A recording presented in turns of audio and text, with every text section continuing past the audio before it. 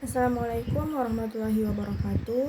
Perkenalkan, nama saya Dia Fitri Hamdani dengan NIM 2307007. Saya dari Prodi S1 Kebidanan Stikes Seza Sentika Padang. Pada kesempatan ini, saya akan memaparkan materi dengan judul Dasar-dasar anatomi dan karakteristik anatomi pada berbagai ras di Indonesia. Baiklah teman-teman, judul pertama yang akan saya bahas yaitu Dasar-dasar anatomi.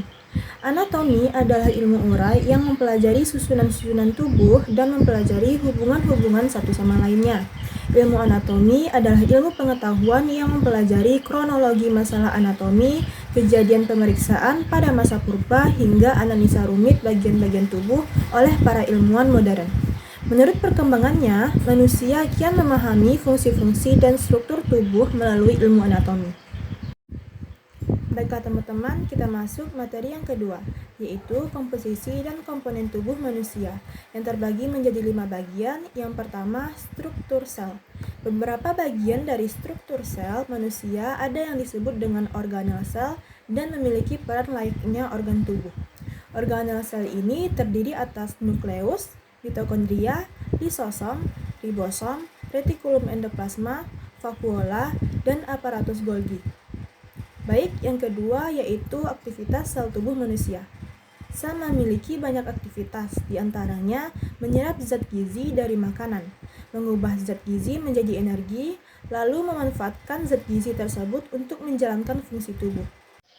Kita masuk yang ketiga, yaitu bagian-bagian sel. Yang pertama ada protoplasma. Protoplasma adalah sel yang terdiri atas inti atau nukleus di tengah dan nukleus di dalamnya, serta sitoplasma yang mengelilingi nukleus.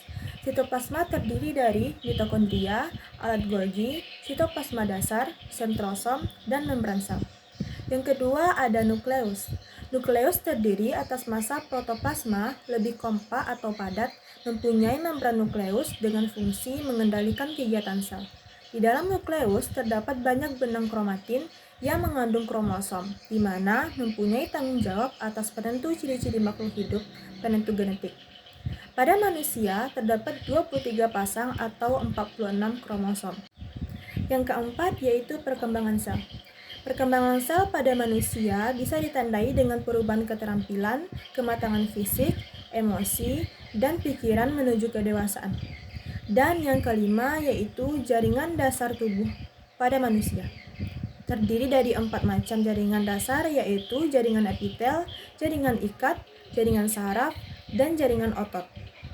Materi yang ketiga yaitu prinsip homeostatis atau fisiologi tubuh.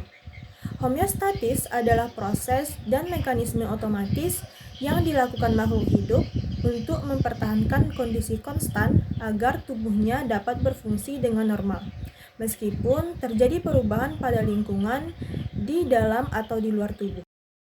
Materi yang keempat yaitu pengertian biologi sel. Biologi sel merupakan ilmu biologi yang membahas tentang sel, manfaat sel bagi kehidupan, manfaat materi genetik dalam sel, manfaat sifat sel dalam berkomunikasi antar sel, manfaat pertumbuhan dan perkembangbiakan sel. Baiklah, kita masuk materi yang kelima, yaitu konsep genetika. Genetika adalah ilmu tentang materi genetik yang meliputi 7 konsep utama. 7 konsep tersebut adalah arti dan ruang lingkup genetika, struktur materi genetik, reproduksi materi genetik, kerja materi genetik, perubahan materi genetik, dan perekayasaan materi genetik. Setiap konsep masih memiliki beberapa sub pembahasan lain pula. Selanjutnya kita masuk materi yang keenam, yaitu macam-macam ras di Indonesia. Yang pertama ada ras Asiatik Mongoloid. Ras Asiatik Mongoloid merupakan ras dari orang-orang Tionghoa, Korea, dan Jepang. Ras ini juga menyebar ke seluruh wilayah Indonesia, namun biasanya mendiami suatu wilayah tertentu.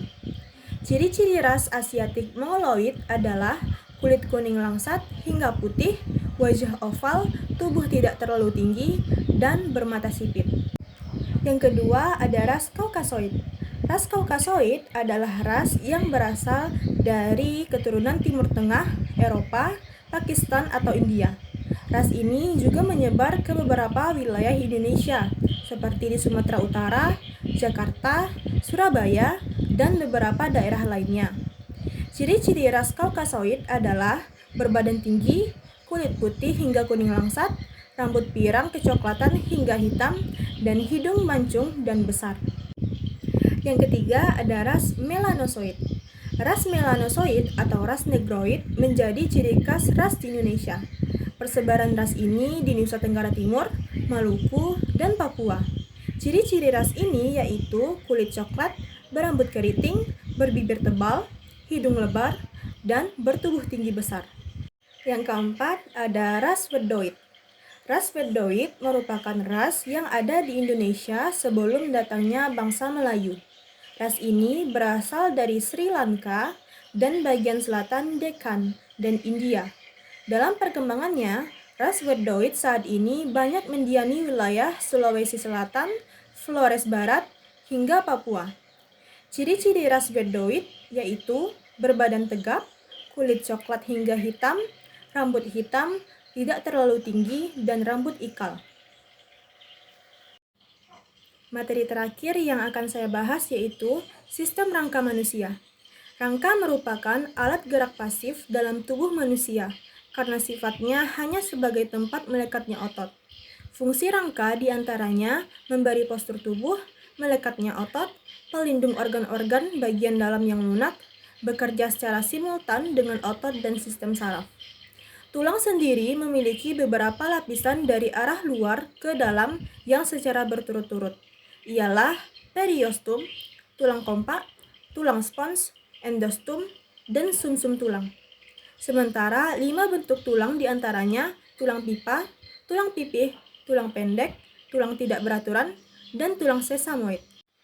Berikut ini adalah gambar sistem rangka manusia. Kita mulai dari atas ya. Ada tengkorak, osikula atau telinga dalam, tulang hyoid. Lanjut ke bagian kiri ada tulang bahu, lengan, jari tangan, kaki, jari kaki.